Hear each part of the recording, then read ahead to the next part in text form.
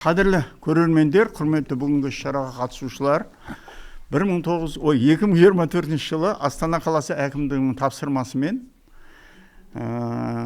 серпін әлеуметтік даму ұлттық қоры Астана онлайн азаматтық сектор мен жергілікті атқарушы органдар арасында өзара сенімді диалогты қалыптастыру әлеуметтік жобасын жүзеге асырған болатын. Биылғы жылы осы жоба өзінің жалғасын тауып отыр.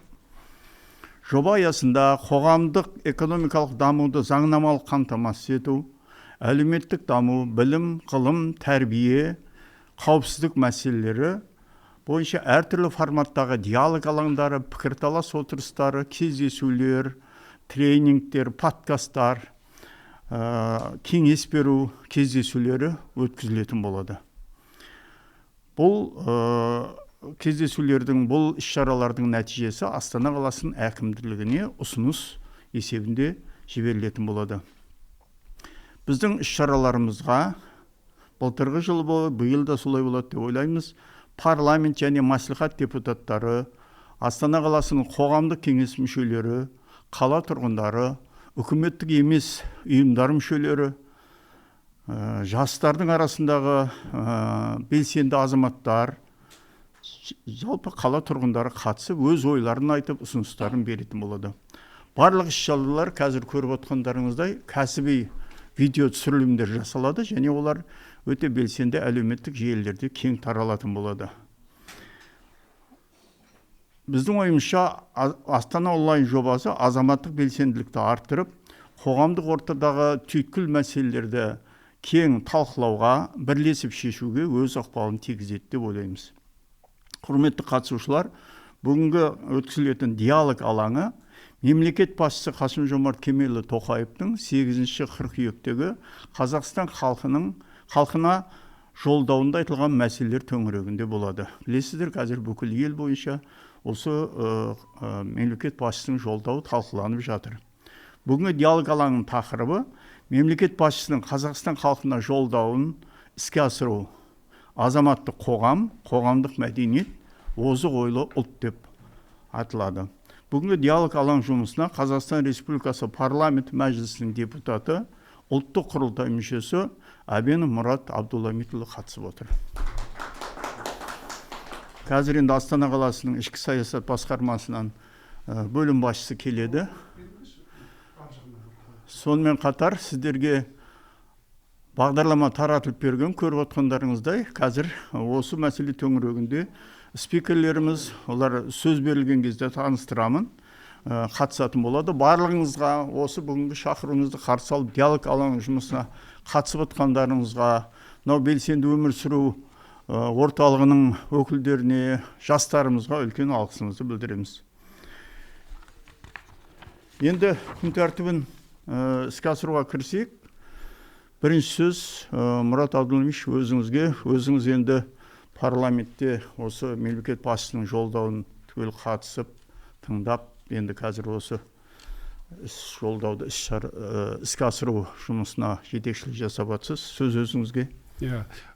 Көп рахмет, құрметті бүгінгі кездесуге қатысушылар. Бұл енді диалог деген енді орысша айтқанмен қазақша енді ақылдасу алаңы деп айтамыз. Ақылы болысу, ой бөлісу, ең өзекті мәселелер бар, соны талқылау мүмкін реті келетін болса, бірге шешім қарастыру. Енді біз парламент депутаты болғанмен де бізді кездейсоқ бір ойды айтпаймыз. Біз осындай халықпен кездескен кезде азаматтар, белсенді азаматтар бізге ойын айтқан кезде біз сол мәселеге қатысты заңға өзгерістер енгіземіз, мемлекеттік органдардың алдына талап қоямыз. Сол себептен өздеріңізбен бүгін осы алаңда кездескен қуаныштымын. Сонымен қатар бүгінгі қатысушылардың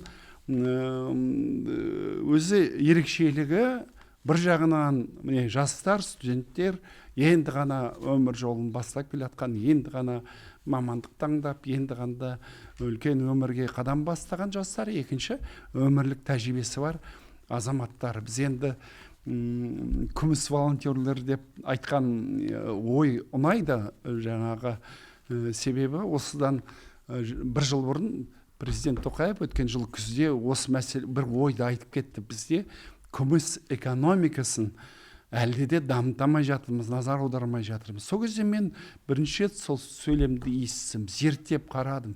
Шынымен де біздің статистиканы қарайтын болсам, бізде именно Қазақстан ерекшелігі бір жағынан жастар деңгейі көп, бала туу деңгейі көп бізде, жастар көп.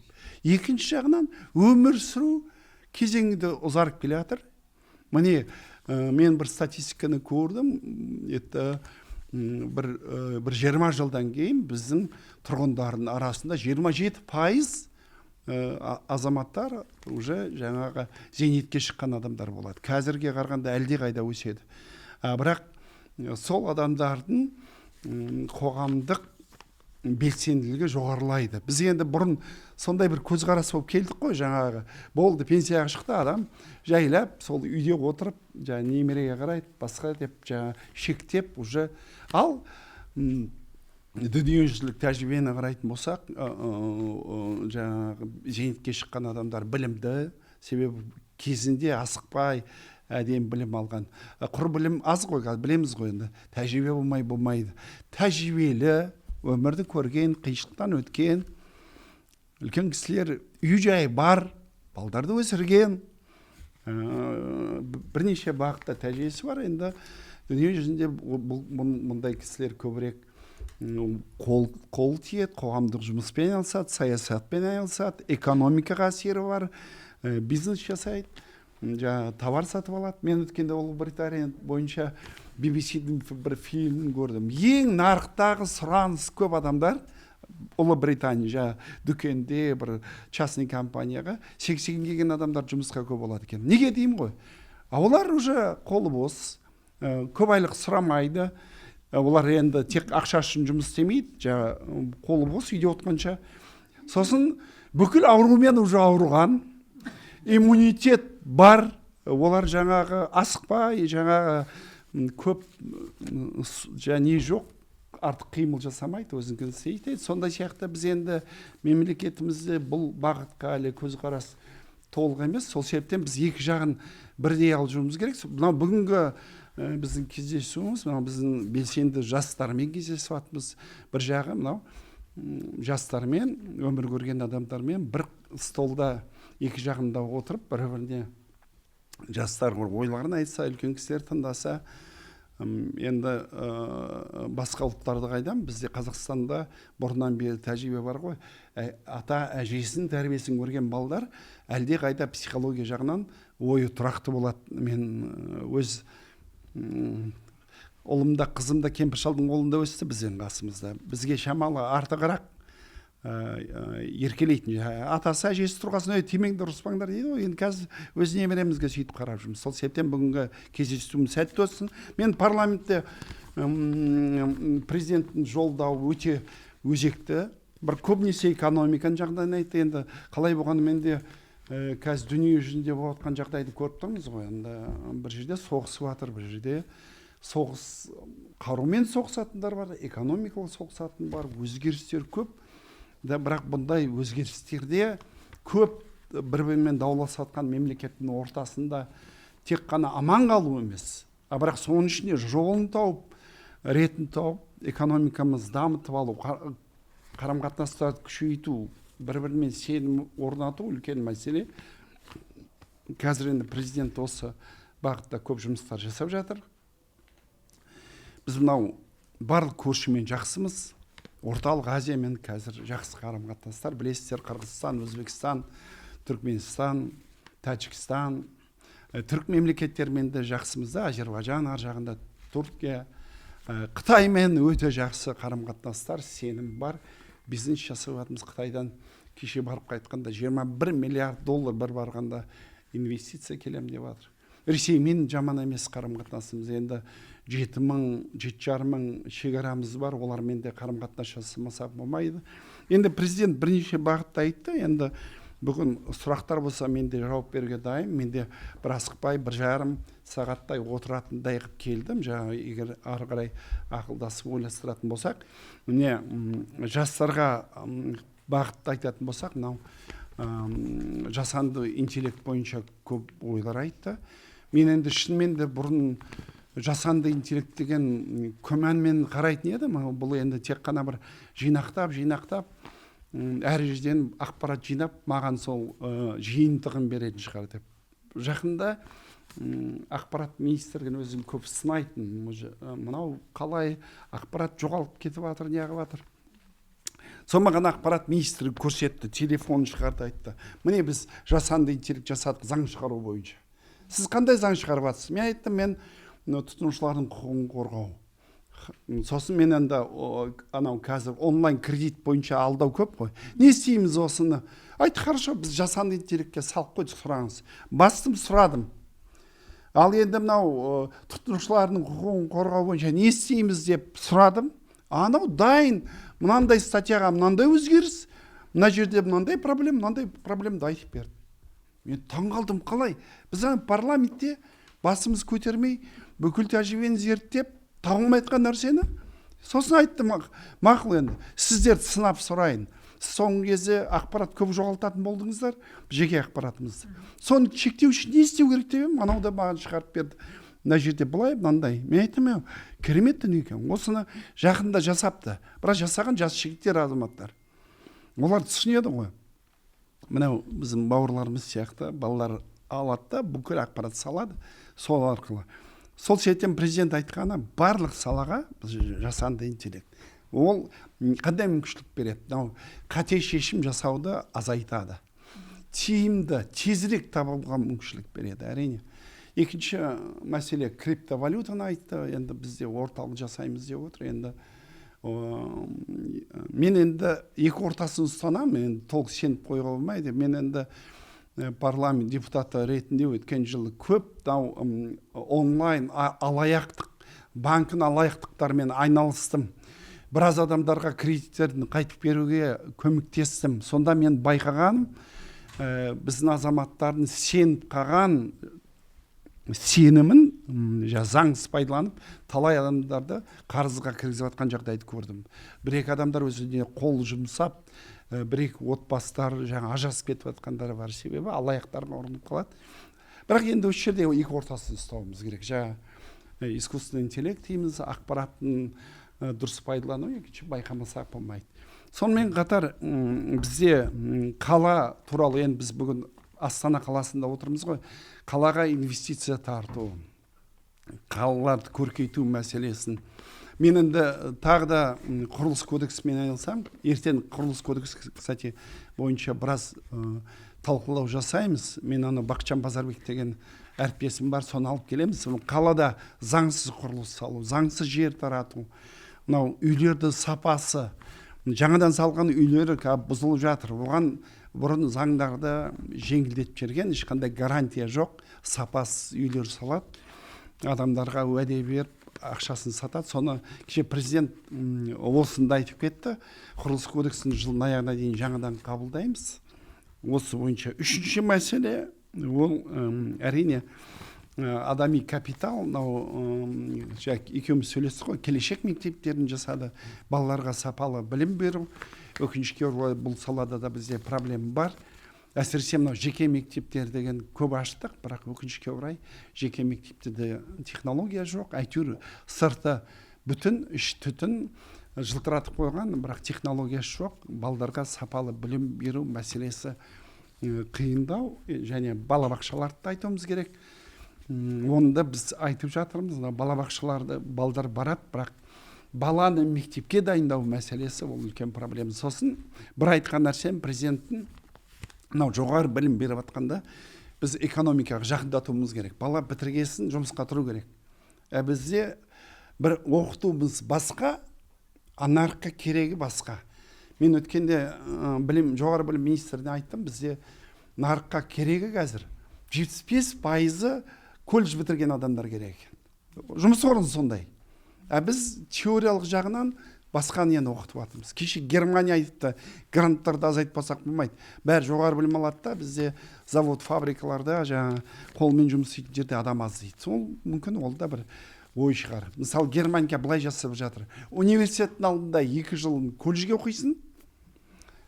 Болашақ мамандығың бойынша профессия аласың. Мысалы электрик. А сосын 2 жылын университетте оқисың. Уже хочешь инженер бол. Вот, мне кажется, ол да бір. Оны да қазір ойластырамыз. Так что бүгін сұрақтарыңыз, ұсыныстарыңыз болса, мен тыңдауға дайын. Рахмет. Бүгін телефон алмасамыз, сөйлесеміз. Сөйтіп, тақырыптар болса, келесі кездесулерге мен депутаттарды алып келуге дайынмын. Мамандарды, ертең құрылыс министрінің адамдарын алып келем. Сұрақтарыңыз болса, бірге ақылдасайық. Рахмет. Көп рахмет, Мұрат Абдуллаевич. Құрметті қатысушылар, мен өзім жаңа таныстырмаппын. Атым Әділхан Төлегенұлы Дүйсебек. Осы Астана онлайн жобасының жетекшісімін. Осы Серпін әлеуметтік ұлттық қоры жүзеге асырып жатқан. Бір жағынан Ұлттық құндылықтар академиясы республикалық қоғамдық бірлестігінің төрағасымын. Бірлесіп жұмыс істеп жатырмыз. Қазір енді сіздердің алдарыңызда заманауи қатерлер, сын қатерлер және адами капиталды дамытудың өзектілігі деген тақырыпта қысқаша бір презентация жасап берейін.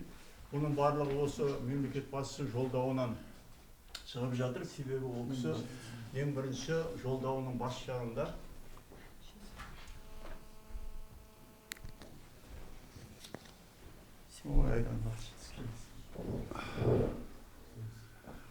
Хамзаева Айдана Бақытжанқызы, Астана қаласы ішкі саясат басқармасының. Онда енді сізден кейін сөйлесін да. Сіздерден сөйлемей ақ қойыңыз. Мен сөйлеп қойдым, бірақ сізден сонда да бір сөз береміз деп қойғанбыз. Иә. Сөйлегеніз. Онда сөйтіп бастаңыз, онда бастап жіберіңіз. Бұл кісілер ұйымдастырушылар. Өте біз жаңағы осындай алаңдар керек қой, біз қандай мәселе көтеруіміз керек барлығы. Мен тек қысқаша сөйлейін. Бүгінгі біздің жобамызды ұйымдастыруға көмектесіп бізге серіктес болып жатқан Мұрат аға, бірінші өзіңізге алғыс айтқым келеді. Басшылықтың атынан, Астана қаласы әкімдігінің атынан. Осы сіздер алған жобаның аясында біз өте маңызды іс-шараларды, ол іс-шараларда маңызды тақырыптарды көтерудеміз. Қазіргі таңда ішкі саясат басқармасы осындай жаңағындай әлеуметтік жобаларды жүзеге асыруда әрдайым байланыстамыз. Енді бүгін өздеріңізбен келісе отырып президентіміз Қасым-Жомарт Тоқаевтың жолдауы аясында кездесу өткізіп жатырмыз. Әлі де осындай саяси, әлеуметтік саладағы маңызды жаңағындай мәселелерді шешуге бағытталған тақырыптарда іс-шарамыз өтіп жалғаса береді. Біз әрдайым байланыстамыз, идеяларыңыз, ұсыныстарыңыз болып жатса, біз қолдауға, бірге оны атқаруға дайынбыз. Тағы да тек алғысымды білдіріп. Мен бір қосып кетейін деген нәрсем, ол қаланы ішкі саясат басшылығы ғой.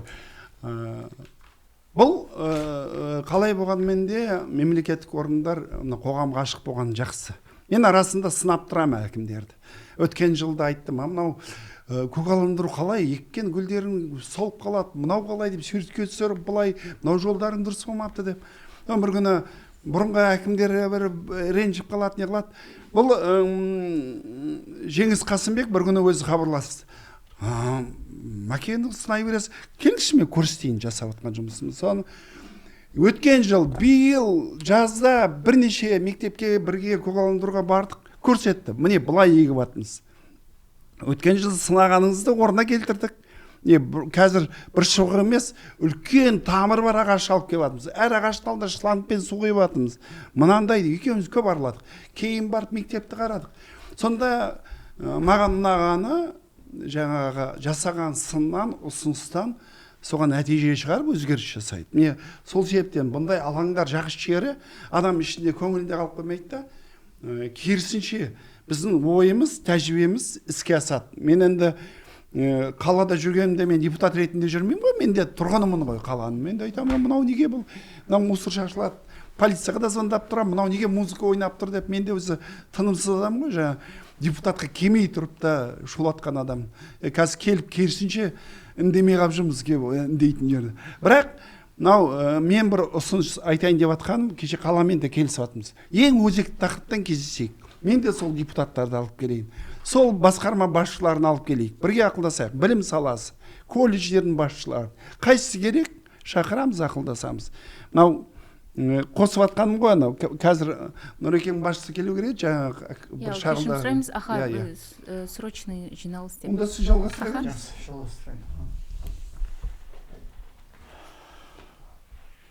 Менің тақырыбым Бірінші осы- кітаптың авторы өте ғалым, мынау педагогика академия вице-президенті Әдекең, давай. Заманауи сын қатерлер және адами капиталды дамытудың өзектілігі деп тақырыпты қойдық. Себебі мемлекет басшысы сол келесі слайд. Ең басында жалпы қазіргі кездегі қоғамның өте күрделі болып жағдайда отырғандығын айтты. Жаңа Мұрат Абдуллович оны айтып өтті. Жолда осыдан басталды. Шын мәнінде қазір бірте-бірте күрделеніп бара жатыр. Оның ішінде мынау геосаяси қатерлерді айтуға болады. Жаңағы әлемдік державалардың арасындағы шиеленістер, қарым-қатынастар, оның бәрін көріп отырсыздар. Тіптен соғыс, өрті бірнеше жерде болып жатыр. Экономикалық қатерлер мынау стратификация дейміз, яғни кейбір елдер, миллиардерлер байып жатыр. Ал енді осы мынау инфляция болып, жұмыссыз болып жатқан, өте қиын экономикалық жағдайда тіптен аш қалып жатқан сондай елдеріміз бар осы заманда. Әлеуметтік қатерлер, жаңағы кедейлік, әлеуметтік теңсіздік, мынау мигранттар көріп отырсыздар, мынау араб елдерінен Европаға мигранттар қаптап жатыр, өте қиын. Экологиялық мәселелер біз көп айта бермейміз, шын мәнінде қазір мынау әлемдік жылыну, ысыну саясаты болып жатыр ғой, табиғи сол процесс болып жатыр. Бұның өзі өте үлкен назар аударатын нәрсе. Су ресурстары азайып баратқанын білесіздер, ал сусыз өмір жоқ. Оны мемлекет басшысы, жалпы бұрынғы басшыларымыз көп айта бермейтін судың тапшылығын. Қазір қайта-қайта айтылып жатыр. Солай ғой. Шын мәнінде біздің әсіресе Қазақстанда су ресурстары өте қауіпті жағдайда. Ғылыми технологиялық қатерлер, жаңағы кибер шабуылдар, мысалы қазіргі жасанды интеллект өмірге еніп жатыр.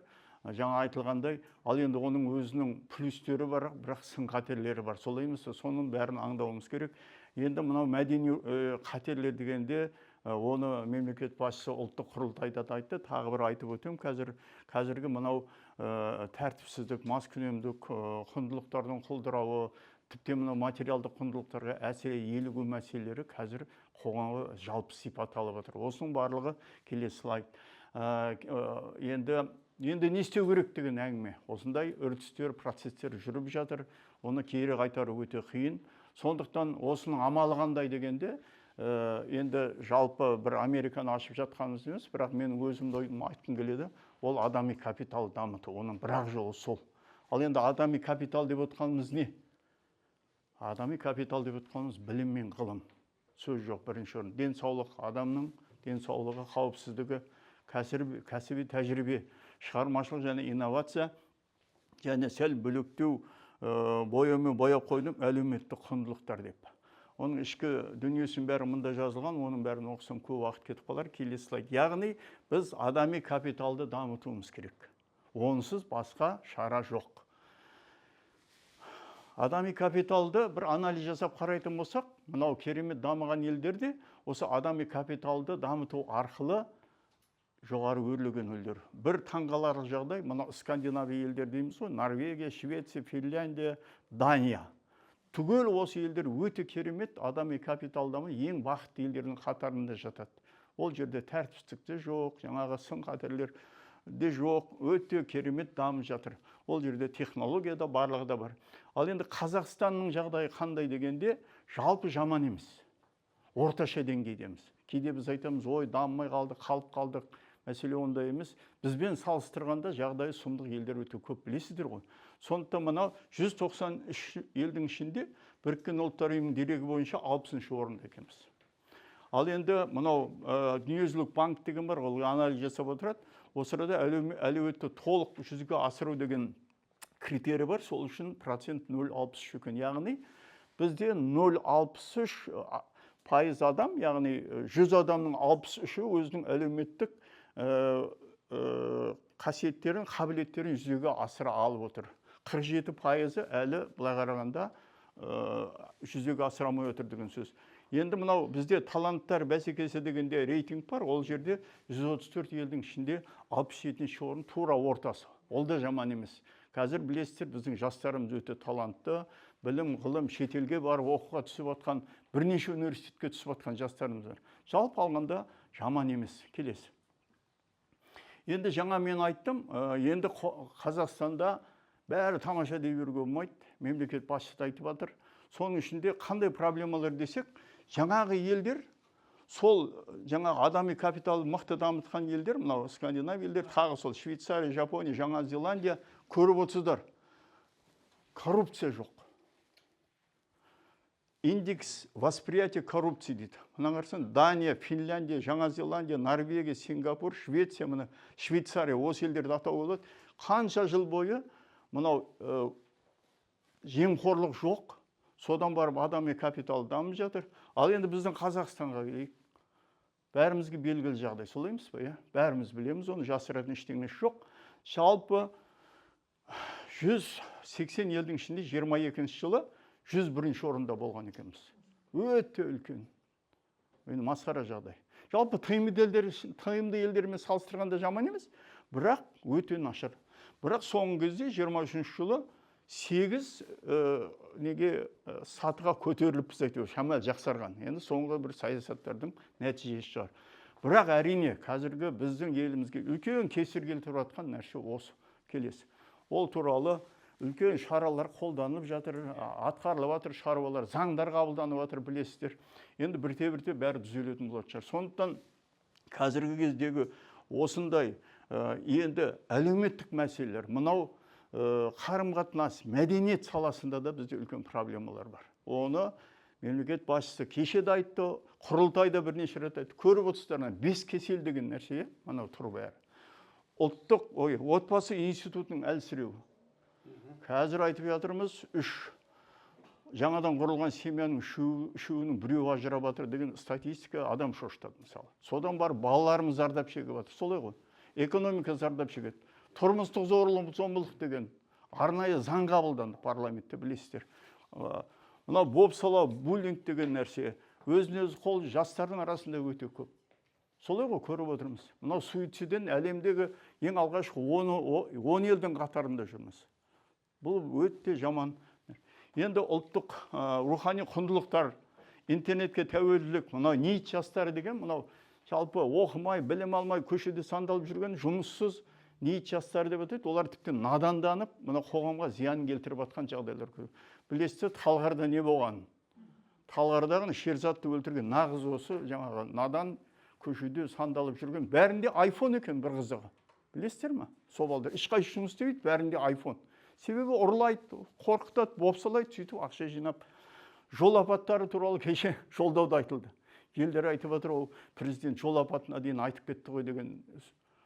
Ал енді сұмдық жағдай өте. Европада бізден гөрі 11 есе аз екен. Яғни біз Европадағы жол қауіп қатерлерінен, адам өлімінен бізде 11 есе көп. Сұмдық қой. Сондықтан қазіргі кезде осы үлкен саясатта мынау білім мен тәрбиенің бір тұтастығын қалыптастырып, әсіресе бәрі балабақша, мектепке байланысты, университеттерге байланысты жастарға біліммен бірге білімді қазір өзіміз қабылдайтын болдық. Жастар солай емес па? Бәрі дайын. Тіптен енді жасанды интеллект қосылды, рахат тіптен бәрі дайын. Ал енді тәрбие мәселесі, құндылықтарды дарыту мәселесі, оның ішінде өзіміздің ұлттық қағидаларды ұғыну, бұл өте өзекті болып отыр. Сондықтан осындай нәрсеге назар аударып келесі. Алуа? Осымен болды, жалпы осы жерде президенттің өзінің айтып отыр, осы нәрселердің барлығына назар аударып, қоғаммен ықпалдасып, осындай жаңағы үкіметтік емес ұйымдармен ықпалдасып, жаңағы күміс волонтерлермен ықпалдасып, осы мәселенің бәрін шешуіміз керек. Сондықтан сіздердің алдарыңызға осыны шығарып отырмыз. Рахмет тыңдағандарыңызға. Мен осы бір-екі сөз қосып кетсем, енді бұл алаңдардың пайдасы ғой. Енді өткен жылы біз әкімшілікпен бірге бірнеше кездесулер жасадық.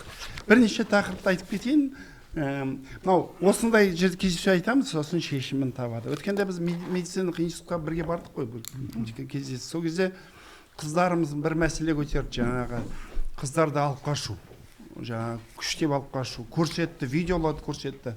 Жас әншілер соны даже мазақ қылып көрсетіп жатыр.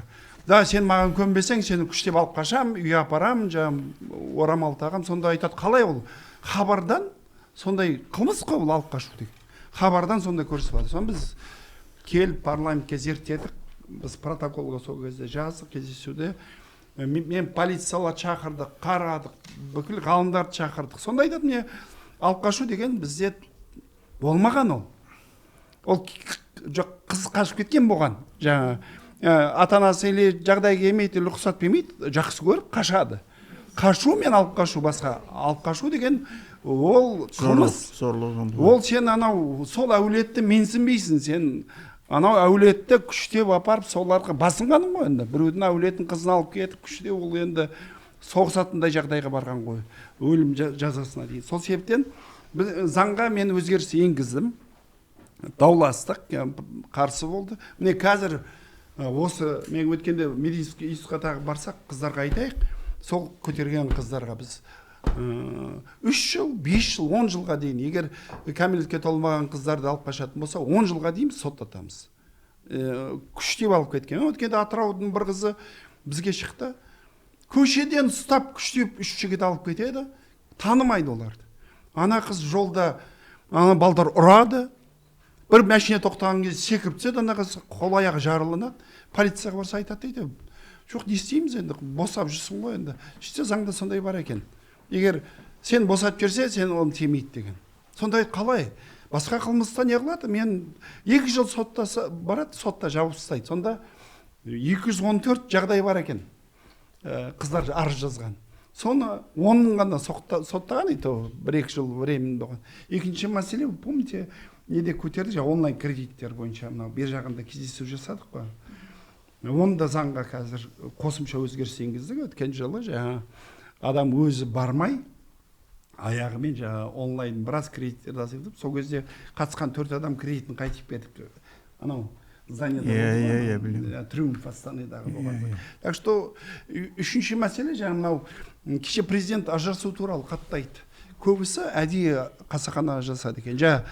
Бізде сөйтіп заңдастырып қойған, ажырасқан адамға бірден льгота болады екен да, жаңа.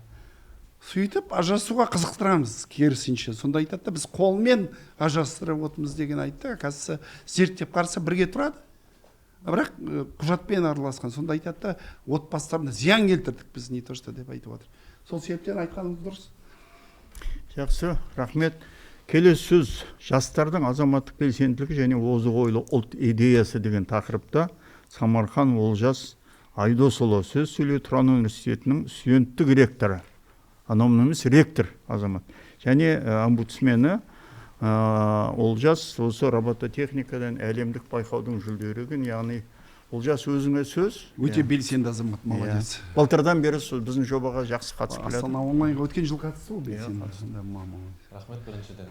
Енді алдыңғы жылы өзімді бірінші таныстырып өтсем, атап өткенде Самархан Олжас Айдосұлы, Абай облысының тумасы, Жарма ауданы. Қазіргі таңда осы Астана онлайнға былтыр студенттер атынан өзім ерікті болып шығып сөз сөйлеп жүрген болатын. Енді сіздерге алғысымды білдірмей отыр, осы жылы спикер ретінде шақырып арнайы тақырып беріп отырғандарыңызға. Енді осы жылы барлығымыз тыңдадық. Президенттің жолдауы өте ойланарлық, және де тек қана ол белгілі бір буынға арналмаған, ол жалпы бүкіл буынға арналып отыр, әсіресе жастарға. Өйткені жастар біз егемен ел ертеңіміз. Жалпы озық ойлы ұлт болу үшін мұндай жағымсыз әдеттен түбегейлі арылуымыз керек деп нақтылаған еді президент жолдауында. Ол жаңағы жағымсыз әдеттер, жаңағы Адылхан аға айтып өткендей, ол көшедегі болып жатқан оқиғалар, арақ шараппен ұсталғандар, осындай мысалдар келтіре аламыз. Бүгін біз үлкен бір ұлттың болашағы туралы сөз қозғалғалы отырмыз. Бұл жай ғана саяси немесе статистикалық мәселе емес, бұл жүрекке салмақ түсіретін ұрпақ алдындағы жауапкершілік жайлы мәселе. Қазір біз таңнан кешке дейін өзгеріс үстінде өмір сүріп жатқан қоғамбыз. Күн сайын көз алдымызда әлем жаңғырып, технология дамып, ақпарат ағымы толассыз ағып жатыр. Бірақ осы жаңару мен даму ұлттық тамырынан ажырап қалуға себеп болмауы тиіс. Кеше ғана елді дүр сілкіндірген бір жағдай әкені ұрған бала туралы жаңалық. Бұл тек отбасылық трагедия емес, бұл ұлттық кодтың дабылы. Біз бұрын үлкенге қарсы сөйлеудің өзі ар көретін едік. Ал бүгін соған қол көтеру бәрімізге ой салуы тиіс. Қазақ ұлты тек шежіресімен, тарихымен емес, тәрбиесімен мықты халық. Осы тұста біз басты сөзді айталам. Қазақ мен өзім ата тәрбиесін көріп өскенмін. Жалпы міне осы жерде айтқым келеді. Үлкенге құрмет, кішіге ізет. Тек осылай ғана біз жалпы озық ойлы ұлт идеясын іргетасын қалай аламыз. Және де сөзімді жалғастырып өтсем, осы тұста мен айтқым келеді, жалпы мысалдар келтіріп, озық ойлы ұлтқа идеясында қазіргі таңда қандай жобалар жасалынып жатыр. Президент жолдауында айтып өткен таза Қазақстан, жалпы экология, жасыл елге байланысты жобалар жасалынып жатыр. Бұл жерде біз нақты статистикаға тоқтала аламыз. Қазір. Нәтижелері, жалпы 4 миллионнан астам ағаш отырғызылған екен. 860 мың гектардан астам жер, орман, өзен, дала, қала маңы тазартылған. Миллионнан аса азамат акцияға белсене қатысты. Олардың ішінде жас еріктілер, оқушылар, мемлекеттік қызметкерлер бәрібір мақсатқа жұмылған болатын. Осы арқылы бұл негізі президентіміздің бір жылғы бұрынғы жолдауында айтылған еді. Жыл бойы жұмыс жасалынып, өте керемет осындай нәтижелерге жеткен екенбіз. Жалпы таза Қазақстан акциясы арқылы, таза орта арқылы таза ой қалыптастырылады. Жалпы ойлау өрісіміз үлкен адамдармен, жаңағы айтып отырмыз ғой, сіздерді күміс еріктілер тобынан екенсіздер, біз де алдағы уақытта жалпы Тұран Астана университеті сіздермен еркін форматта жұмыс жасай аламыз. Алдағы уақытта қандай да іс-шаралар ұйымдастырсаңыздар, бізді шақырып, біз барынша көмектесуге енді атсалысамыз деген ойдамын. Жалпы сосын ағашты отырғызылу жайлы мен бір ойға тоқталдым. Неліктен бұл маңызды? Бүгін ағашты аялай алмаған ұрпақ, ертең елді де жерді де қорғай алмайды деген ойға тоқталдым. Бүгін табиғатты құрметтемеген сана, ертең тарихты да ұлттық мұраны да ұмытады. Таза Қазақстан бұл тек сенбілік емес, бұл жаңа ұрпақтың бойына тазалық пен тәртіпті сіңіру идеологиясы деп санаймын. Және де мен өзім қазіргі таңда жастарбаз қозғалысы қатарында жұмыс жасаудамын. Осы жастарбаз мен үшін озық ойлы ұлттың тірегі деп айта аламын. Неліктен дейсіздер ғой? Бүгінгі таңда ел болашағын сеніп тапсыра жас ұрпақтың бойына батылдық, отансүйгіштік пен ұлттық рух сіңіру бәрімізге ортақ парыз. Осы жолда елімізде ерекше маңызға ие бір қозғалыс бар. Ол жастарбаз әскери патриоттық қозғалысы. 2018 жылы құрылған бұл қозғалыста өте үлкен іс-шаралар ұйымдастырылып жатыр қазіргі.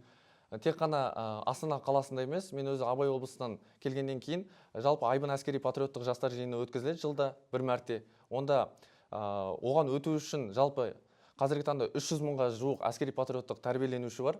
Солардың ішінен 5500 оқушы іріктеліп, соңына дейін жалпы бір лагерда тек жалпы 20 облыс, 20 әскери патриоттық клуб және де 10-ға жуық Жасұлан ерлер лицейі секілді, Арыстан ерлер лицейі секілді арнайы 1000-ға жуық қатысушылар қатысады. Қазіргі таңда бұның ауқымы кеңейіп, Өзбекстан, Әзірбайжан, Моңғолия, Түркия елдерін шақыру жоспарланып, және де осыған дейін де өткізіліп келе жатыр.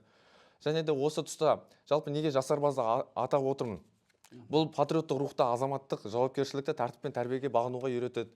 Және де бүгінгі таңда ел болашағы осы патриоттық рухты дамыта отыра біз жалпы баланың бойына сіңіре аламыз. Және де мен аса атап өткім келеді, алдыңғы жылдан да мен сіздердің алдарыңызда сөз сөйлегенде әрқашанда айтатым алаш идеологиясы. Алаш идеологиясынан бөлек сіз жаңа атап өттіңіз, дөп түстіңіз ата әже институты. Біз ата әже институтын өте қатты жоғалтудамыз. Ол қазіргі таңда ол әрине жаһандану процесі постиндустриалды өркениетке өткеннен бері телефонды қолданудан да болады.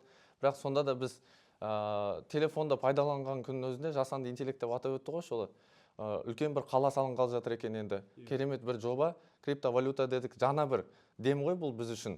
Және де жастар үшін жаңа бір жол ашылды. Яғни бұл озық ойлы ұлтқа жағдай жасалынып жатыр деген мағына. Бұл Алатау, қателеспесем.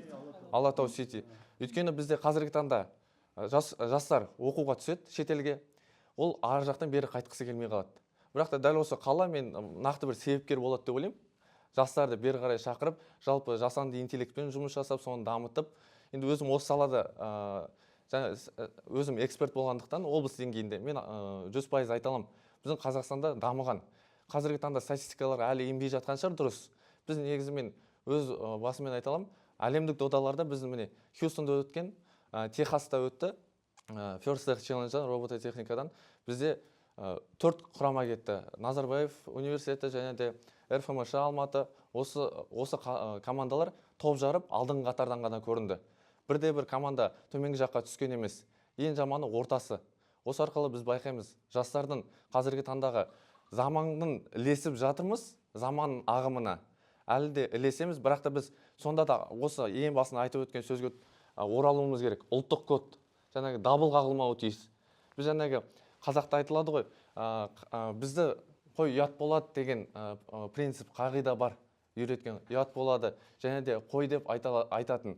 Біз соны тыңдайтынбыз. Қазіргі таңда жалпы отбасы институтынан біраз қателіктер келіп жатқаны, балаға түбегейлі еркіндік береді әрине, бірақ сол түбегейлі еркіндік берген күннің өзінде оны белгілі бір мерада тәлім тәрбие беру керек. Жәнегі ол жерде ата әже институты да қосылады, отбасы институты.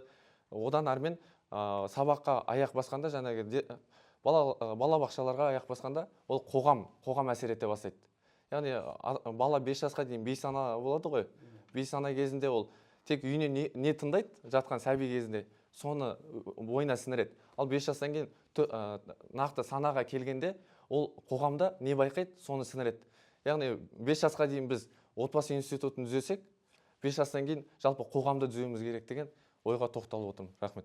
Ой, рахмет. Олжас, керемет. Мен саған бір-екі сұрағым бар. Енді жас азамат болса да өте ой терең. Маған ұнаған жалпы Алаштың арыстарын айтатын болсақ, кілең жастардан шыққан ғой ақылдың барлығы. Мен енді өткенде зерттедім. Биыл Қызылорда Астана болғанына 100 жыл болды. Сол кезде қазақ деп аталуымыз ұлтымыздың қайттан біріктіруге келген азаматтардың көбісі жастар. Біздің баяғы шекараны реттеген осы Олжас сияқты азаматтардан шығады деп өзім ойлаймын. Мына жерде бір екі мәселе. Сен енді робототехникадан қалада бір шаралар басталсын ғой, кешегі нағыз сен сөйлеген дұрыс болды. Мынау искусственный интеллект басқа дейміз, жастар күнделікті өмірге дұрыс пайдалану жаңа технологияны да. Мынау робототехника қалаға бір команда ашып жатыр, не қылып жатыр дейсің, мынау Айданы Бақытжанқызы отыр, ертең осы қалада осы қоғамдық ұйымдармен жұмыс істеп тікелей әкімге де ұсыныс бере алады. Жаңағы біз екеуміз сөйлескен мәселе бар ғой, сен бір мектеппен жұмыс істеп жатсың, соны кеңейтіп, оны мүмкін тек қана мектеп төңірегінде емес. Мен өзім кейбір кезде байқаймын, біз анау мектептің балдарын технологияға үйретеміз да, одан үлкендерді, ересек адамдарды үйрететін жерлер жоқ та. Жаңағы біз соны искусственный интеллект үйрететін басқа бір орталықтарды жасау, робототехника. Екінші осы робототехниканы көп жағдайда ойыншыққа пайдаланамыз да. Мүмкін робототехниканы күнделікті қаланың бір инфрақұрылымына қолдануда. Мынау қазір қала әкімі өте продвинутый кісі. Мен байқағаным анау жаңа технологиялар енгізуге. Бір ой айтсаңыздар, мынандай бізде қаланың өмірін жақсартуға мынандай технологиямызда жастар бар. Ол қайсысы болсын? Даже жаңағы нашақорлықпен күрес болсын, солардан автоматически түсіру тағы болсын, жаңағы тәрбиелік жұмыстар болсын. Жаңағы мен үлкен кісілер туралы сен жастардан шыққан қандай керемет. Әже атасын тәрбиесін көрген балдар жақсы болды. Мен де соған келіп отырмын өзім.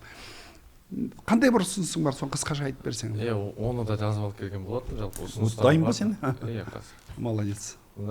Ұсыныстар болған. Давай. Олар да міне. Біз бүгінгі протоколға енгізіп қояйық. Жастардың ұсынысы. Жалпы жаңағы Алатау Сити құрылып жатыр ғой. Мен ұсынысым, бізде ресторанный гостиничное дело деген оқу бар. Қазіргі таңда университеттерде оқытылып жатыр, біздің де универда бар. Мен сол атауын естігенде белгілі бір өзімде ортамдағы адамдармен ақылдасып, мен ойластырдым. Жалпы сол жерлерге арнайы енді адамдар емес, роботтарды қойылу. Ол қазіргі таңда Корея, Японияларда ол жиі кездеседі. Соны біз өзімізге енгізу емес, жаңашыл жағынан орналастыру дейік. Біреуден алып көшіру емес, өзіміздің немізден арнайы роботтар қоя аламыз. Мысалы, қазіргі таңда біз жаңағы атап өткенде Жас Сарбаз қозғалысының жанында Смарт Сарбаз үйірмесі жұмыс жасап жатыр 2019 жылдан бері.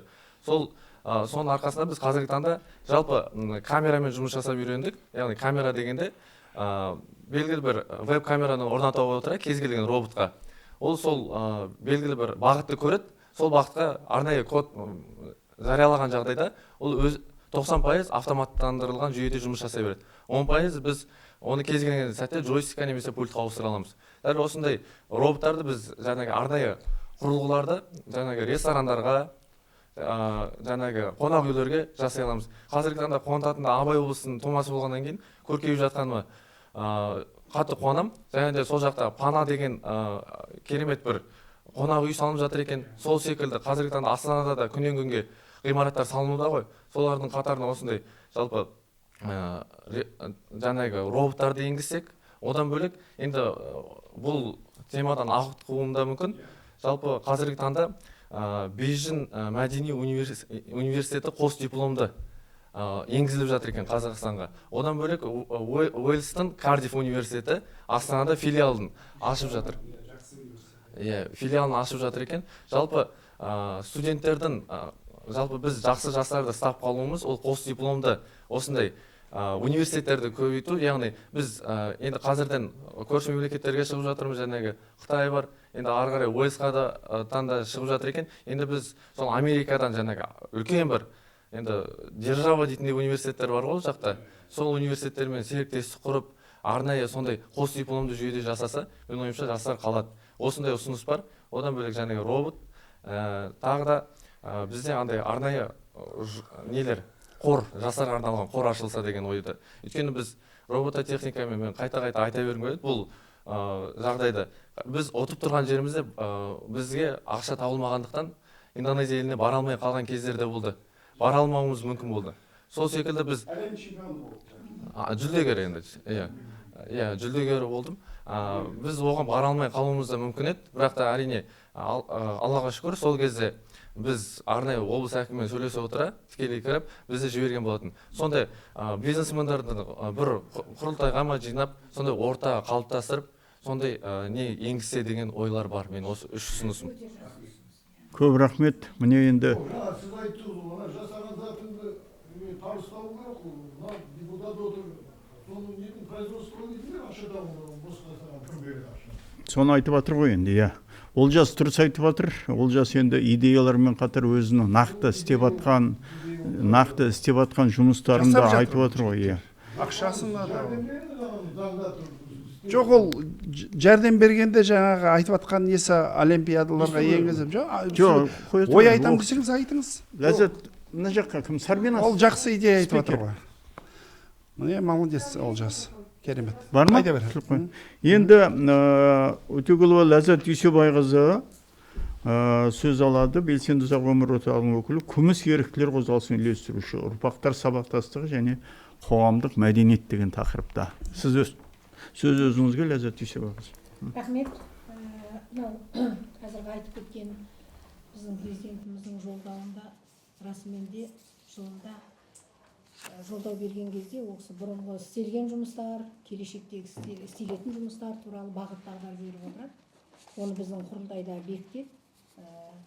Енді мен ойлаймын, мынау біздің жаңа кім Олжас айтып кетіп отыр ғой. Біздің тәрбиеде дұрыс айтады, атаның, әженің тәрбиесі деген бізде қалып бара жатыр. Өйткені біздің қазір қолымызда бәрімізде смартфон. Әуелі мына смартфонды тамақ ішіп отырып, ата-аналар қолдарында ұстайды, өзіміздің келіндеріміз бар ғой, балаларымыз. Тамақ ішіп отырып, балаға тәрбие айтудың орнына мына осы смартфонда есіл-дерттер. Соны үлгеремей қалатындай, соны анадан ол сақталып тұрады ғой соның ішінде. Мен айтамай қойсаңдаршы ананы. Былай дастарханға қарасаңдаршы, балаларға бір ауыз әңгіме айтайық, күні бойы немен айналысты бала. Мысалышы, әр отбасында сондай ата әжелеріміз бар ғой. Біздіңші, кейбіреулерінде ата әже жоқ, мысалышы. Былайынша айтқанда біз белсенді ұзақ өмір сүру орталығы 22 жылдан бері заңды түрде ашылып жұмыс жасап келе жатыр. Бүкіл қалаларда бар. Ең бірінші Алматы қаласында ашылған 18 жылы мен сол жерде болған. Содан бері қаратай келіп ойлайтын, осы Астанада неге жоқ екен белсенді ұзақ өмір сүру орталығы деп. Соның 21 жылы Мұхтар Дүйсеновичтің басшылығымен ашылып, Есілдегі орталыққа бардым. Сол жерде мен алғашқы өзімнің күміс волонтерлық жұмысымды бастадым. Айкөнеден 9 ай сабақ бердім зейнеткерлерге. Сонан кейін барып, мен осы ұйымдастырушылық жұмыспен 3 жыл болып айналысқаныма. Жалпы мен ата әжелерді зерттей келе, сол келе салған кезде айттым, мен күміс еріктілер деген бар, Мұхтар Дүйсенович. Мен сол күміс ерікті мін өзім. Осы күміс еріктіні қоса алып жүремін. Өзімнің ұйымдастыру жұмысымен қоса алып жүремін. Өйткені күміс ерікті неге керек бізге?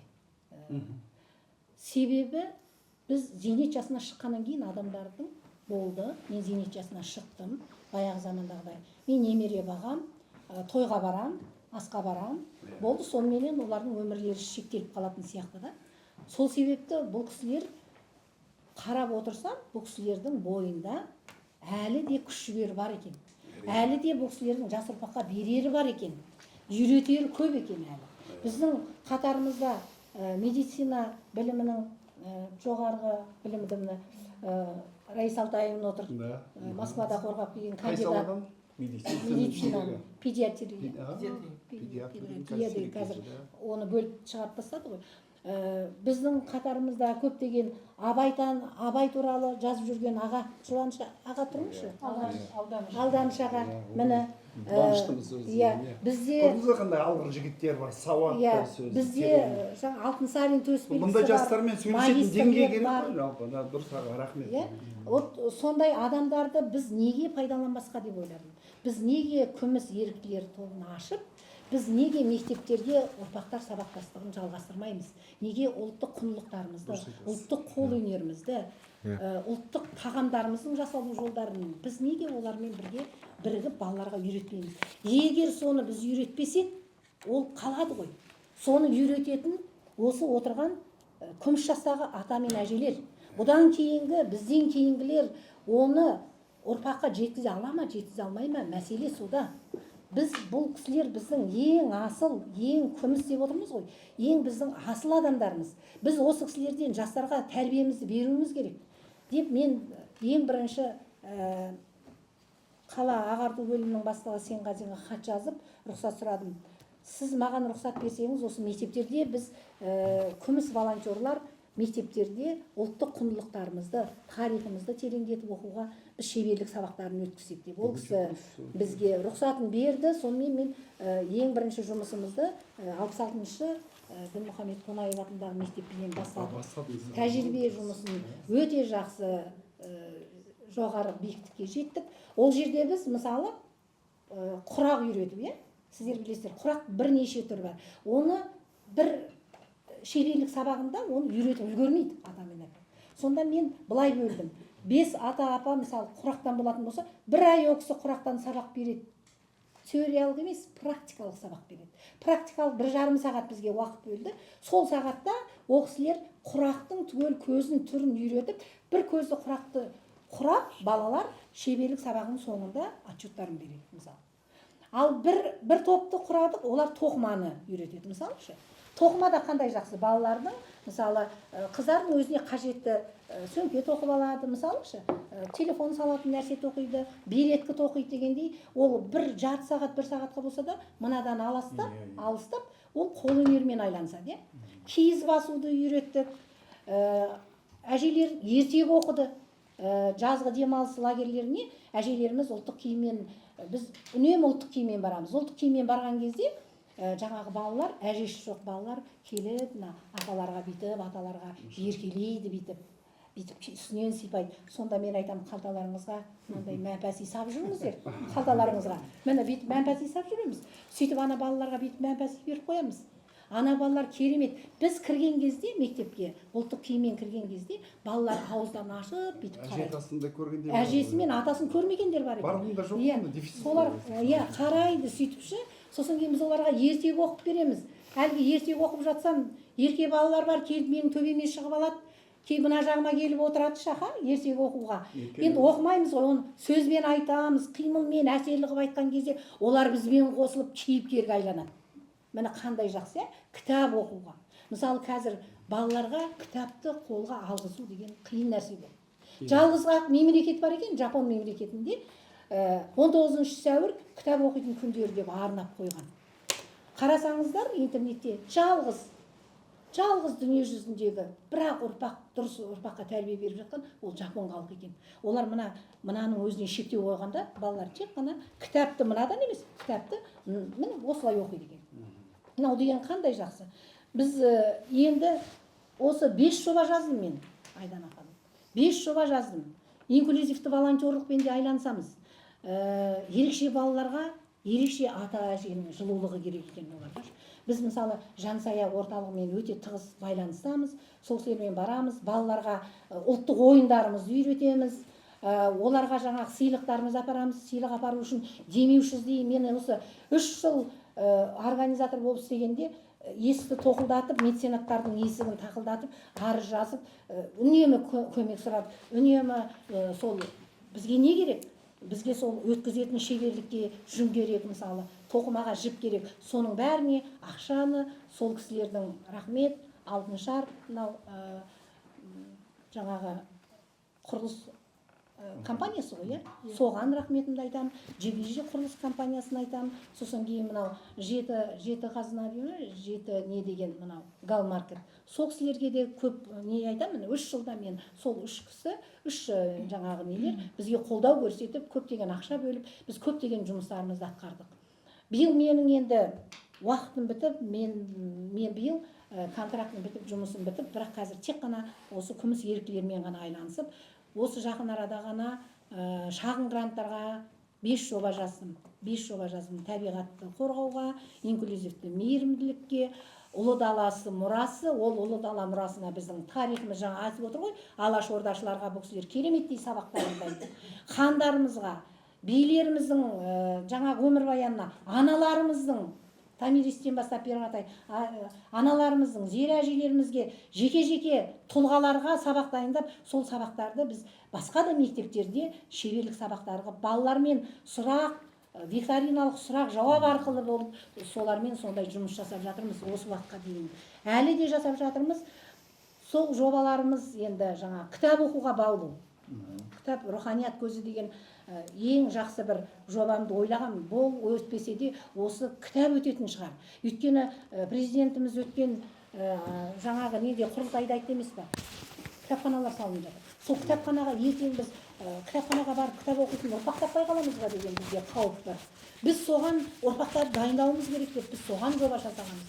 Бірақ та өкінішке орай менің бір жобамыз өтпей қалды. Енді қара жоба өткендердің 10 жоба өткен қарап отырсам барлығы жаңа мемлекеттік емес ұйымдардан өтті. Біз топ бастауыш топтар болып өттік. Сондықтан да былай деп айтады ғой, ұрпақтар Қасым-Жомарт Тоқаев құрылтайда айтты. Біз ұрпақ тәрбиесіне өте зор мән беруіміз керек. Жастарды жаңашылдыққа қарата жетелеуіміз керек. Егер қоғамда жастардан бойларында бөтен жаман қылық білмейтін болса, оған ең бірінші үлкен адамдар кінәлі деп. Мен ойлаймын, біздің кінәміз депші ол. Өйткені жаңа айтып отырмын ғой, әрбір әдепте, тәрбиеде, мәдениетте неден басталады? Отбасынан басталмай ма? Отбасындағы тәрбие ол ең бірінші бала өзінің отбасында не көреді, соны ол ортада көрсетеді, қоғамдық ортада. Дұрыс емес пе? Қазір мен бір кішкентай ғана жастарға сын айтып кетейінші. Біз осы Астананың зейнеткерлері тегін болғаннан кейін біз автобуспенен көп жүреміз. Қоғамдық орындарда қараған кезде мен көрем, жастарды көбін ата-әжелер келеді, аяқтары ауырып. Олар осыншама жас өмір сүрді, иә? Олардың денсаулығы, қураған ағаш жапырақ түседі ғой, сол сияқты ол кісілердің денсаулығы. Қазір түске дейін бізде батарейкамыз жақсы жұмыс жасап тұрса, түстен кейін әлсіреп қаламыз. Сонда қарасаң, орындықта балалар бүйтіп бейқам қарамайды, ата-әже десе, екі қолдары мына телефонды қарап, телефонда не Инстаграм қарап отырады, не YouTube, не TikTok қарап отырады. Ал қасында ата мен әже еңкейіп таяғын ұстап қарап тұрады. Осы сіздерге жарасымды ма, балалар? Міне осының бәрін оттың басынан тәрбие алу керек деп ойлаймын. Әр отбасы, сен ертең сен де қартаясың осы аталар, әжелер сияқты. Осы кісілер сияқты аяғың әлсіз болады, тұра алмайсың. Сол кезде бұл кісілер жетіскеннен орын сұрамайды сендерге. Орын сұраса кейбір жастар ауыздарына келгенін айтып бірнеше сөздер айтады. Мысалшы, оған кейбір енді айта алмайын, езулері кере қарсы апаларымыз одан екеше сөзбен қайтарады. Осындай жағдайды көрген кезде ішімнен жылап тұрамын, шіркін-ай, мына қоғам не болып бара жатырмыз. Біз үлгі беретін жастарға жарайды, шыдап тұрыңыз деймін, әжелерге айтамын. Шыдап тұра тұрыңыз, мүмкін көрмей тұрған шығар, беретін шығар. Қоғамда мынау қазір айтып кетті ғой. Біздің президентіміз әйелдер жаман мінез көрсетіп жатыр қоғамда. Әдеп. Иә. Қазір әйелдердің көбісі неде? машина айдайды, иә. Машина айдаған әйелдердің бәрі ер азаматтар сияқты болып кеткен ғой. Аузына ақ ит кіріп көк ит шығады. Мынау деген енді масқара нәрсе ғой. Астында машинесі бар болса не ол? Мынау аварияның көптігі содан. Астында машинесі бар болса ол не? Құдайым екен не? Неге ол өкіметке бәріне бірдей шығарған правила мен жол ережесін неге сақтамайды? Жол ережесін сақтап жүрсін. Сол кезде ондай жаңағы авариялар болмайды, мысалышы. Ал енді мен айтар едім, әйелдерге сондай сын айтқан кезде мен кіріп кететін жердің тесігін таппадым, шынымды айтсамшы. Әйел ол отбасының ұйытқысы емес пе? Әйел шаңырақтың алтын діңгек емес пе? Шаңырақты ұстап тұратын не? Діңгек емес пе? Сондай аналарға сондай сөздер айтылған кезде мен мына қоғамдағы аналарға, қыздарға бәріңізге айтатыным, әркім қоғамда әдеп сақтайық, қоғамда шекарадан асып кетпейік, әрқашанда сабырлы болайық, үлкенімізде кішімізде сабырлы болып, бір-бірімізге ізет көрсетіп, бір-бірімізді көрген кезде амандасып үлкен адамдарға. Сен тұрып орныңды берсең, ол кісі саған батасын береді, айналайын, бағың ашылсын дейді. Bir батаның өзі қандай? Иә, жаумен жер көгереді дейді, батаменен ел көгереді дейді. Батаны көбірек алыңдар. Сенің сол атаға берген жаңағы орның, атадан алған батаң, ол сенің сауабың, ол дүниедегі сенің сауабыңа жазылады. Мен қазір айтар едім, мысалы, көп жастар коляскамен балаларын алып келеді, кейбір кезде байқап жүргенім, транспорттар жақын мынау неге тоқтамайды тағын, анау алшақ болып қалады арасы. Сонда өзі аз уақытта тұратын кезде, ана коляскасын сүремей, жас ана мықшыңдап жатады, сонда үлкен-үлкен балалар ананы қарап тұрады, бүйтіп. Сонда мен бәрін тастай салам да, ананы әкелші балам деп бүйтіп көтерген кезде кейбіреусі ұялып келіп көтерсе, мен айтамын, неге көтеріп түсіріп жібермейсіңдер балалар? Ол сауап қой сендерге, ол ізеттілік қой, ол тәрбие. Саған айтады, ой, мынау қандай әке шешесі жақсы тәрбиелеген деп айтады, иә? Міне осындай тәрбиелі болайық жастар, осындай әдепті болайық, артық сөз айтпайық, үлкенді көргенге, үлкенге қалай жаңағы Олжас айтып кетті ғой, үлкенге әрқашанда құрмет көрсету. Жастар, біз сіздерге ізетімізді, батамызды берейік. Сонда біздің мына қоғам қалай керемет болып дамиды емес пе? Солай емес пе? Абай атамыз айтқан ғой. Дұрыс айтасыз. Дүйсебайқызы. Иә, біріңді Қазақ бірің дос, көрмесең істің бәрі бос деп, бір-бірімізді жақынымыздай тартып, бір-бірімізді құрметтеп, үлкендер кішіні, кішілер үлкенді құрметтесе, қоғамда ондай тәртіпсіздік болмайды. Өте жақсы түсіндірдіңіз. Өткенде президент айтып еді, оны кейбіреулер түсінбей қалды. Ол жаңағы әйел адамдар сынады. Шынымен де ол өйтіп айтқан жоқ. Болмайтын жерден жаңа дауласып қаламыз, бір-бірімізді сыйламаймыз, бір-бірімізді тыңдағымыз келмейді. Жаңа өзіңіз айтқаныңыз өте дұрыс қой. Жаңа жастардың да кейбір кезде эмоциямен сөйлеп қалатын бар. Бірақ үлкендігін жасап, ойналайын. Дұрыс айттың. Жақсы екен мынау жаңа. Ол үлкендігін, үлкен жағы да сыпайылық мәдениеттің үлгісін көрсету керек. Кіші де үлкенге құрметпен қарау. Сол кезде соны айтты. Біз бір қазақпыз, бәріміз сыртқа масқара болып, бір-бірімізбен дауласып, бәрі сыртымыздан күліп жүргендер бар. Мынаулар бір-бірінің тілін табылмайды екен деп. Ол өмірдегі барлық қиыншылықтар бір күнде шешілмейді. Екінші маған ұнаған ойыңыз, жаңа мектепке барып, оны да айтып кетті ғой, мынау қаржылық сауаттылық деген. Ол қаржылық сауаттылық тек қана жаңа онлайн кредитке ұрынып қалу емес. Өзі ақша табу, өзі еңбек жасау. Жаңа сіз үйретіп жатқан қол өнер, ол біреудің ертең нан тауып жейтін, өз ақшасын үйден отырып нан тауып жейтін жерлер. Өткенде бізге бір Ғазиз деген кісі, художник, үлкен кісі, өздеріңіз ол келіп, керамикадан бір зат жасайды екен. Соны жас балдар үйреніп, соны қазір жасап сатып жатыр. Сол қол өнерден үйреніп алып, қазір жаңағы сатып жатыр өткенде. Сонда мен ойлаймын, міне жаңағыдай бір сіздер кісілерден үйреніп барып жатыр. Үшінші мен қосайын деген, менің туған сестрам менің банкіде жұмыс істеген, қазір пенсияда. Өткенде айтады, осы орталыққа барып, мен қаржылық сауаттылық бойынша лекция оқыдым дейді. Мен енді қайттан айтайыншы, сіздермен барып, ол кісі пенсияда отыр. Давай шықты лекция. Өткенде мынау неде мешіттің қасында тұрады. Өткенде айтқан, сіздерге қосып қояйын қастарыңызды. Өте белсенді. Үйде жаңа симай отыр, жаңа немерелермен қашан отырады, жаңа басқаларға. Рахмет. Үлкендерден де сұрау керек ол, мен жастарға жауап бермеймін. Например, сағат 7-де таңертең жұмысқа баратады, студенттер барады, жағаласып автобусқа мінеді, пенсионер қайда барады? 1-2 сағат кейін барып. ана әңгімелесіп Шағаласың. Сосын мана үлкен дейсің, мана мен көрдім өзім. Ана шауып келатыр, үлкен кісі, ана шофер күтіп тұр, ана кірді. Соны шоферге айтуға болады ғой, рахмет балам күтіп тұрсын. Айдана. Жоқтың өмірі бар. Жарайды. Айданаға сөз берейік. Қазір былай қылайық кішкентай. Аха, кешіріңіз. Ләззат Түйсебайқызы көп рахмет. Енді көп нәрсе айттыңыз, тамаша. Сізді арнайы подкастқа шақырамыз, мына жоба аясында. Сізбен әр кеңірек отырып сөйлесеміз. Енді Айдана Бақытжанқызы. Иә, жаңа айтылмаған сөз жетім дейді, айта кетейін. 21 жылы осы белсенді ұзақ өмір сүру орталығы бойынша техникалық сипаттаманы жазу тапсырмасы маған берілген.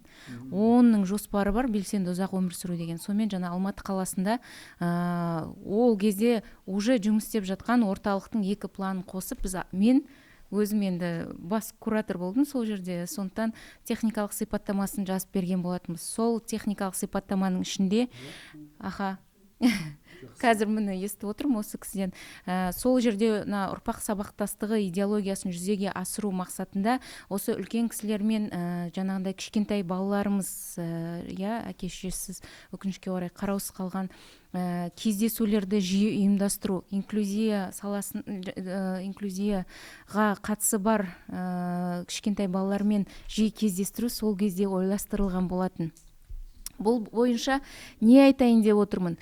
Тапсырма берілді, идея Мұхтар Дүйсенұлы болды, Сансызбай Сейтжанұлы болды, Баян Теміртас қызы болды. Барлығы кіріп осы идеяны бірінші орталық құрардың алдында енді 50-ге жуық осындай бір кездесулер болған шығар әртүрлі форматта. Одан кейін барып жаңағы қала басшылығымен орталық берілді.